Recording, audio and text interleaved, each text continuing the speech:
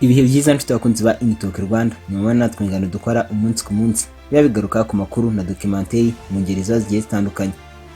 Inama Minisitiri yateraniye muri village Uwera ku itariki ya 28 Mutarama 2026 yagize Bwana Maurice Uwera Umuvugizi Wunjirije Guverinoma, aho yasimbuye ari mu kurarinda witabye Imana muri Mata 2025 azize uburwayi bwo guhagara ku mutima.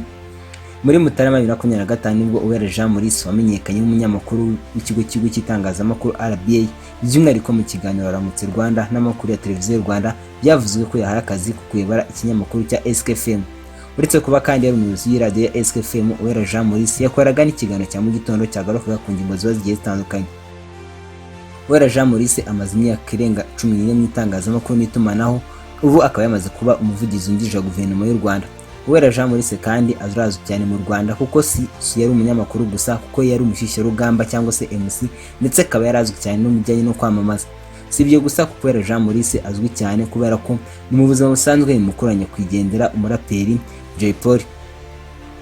Inama Minisitiri yateranye kandi muri village Urugwiro iwe na Perezida wa Repubulika y'u Rwanda Nyakubahwa Paul Kagame yashyizeho abayobozi bashya muri Minisiteri y'Uburezi.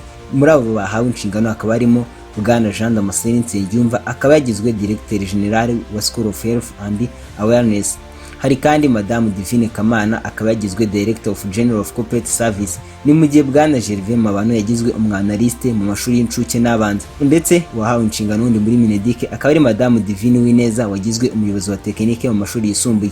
Inama ya Minisitiri kandi yateraniye muri village Urugwiro iwe na Perezida wa Repubulika y'u Rwanda Paul Kagame yashyizeho Komiseri muri Komisiyo y'Igihugu y'Amatora, akaba Komiseri wagizwe akaba ari Bwana Gasipal Musonera. Nibyo reka mbwira ngo kora subscribe niba rugamba rigeze kuri Talk Rwanda, ubundi ujye ubana natwe ibiganiro n'amakuru dukora umunsi ku munsi. Reka mbwira ngo ikigomba kumenya kandi ukazirikana nuko twifuriza kugira ibihe byiza.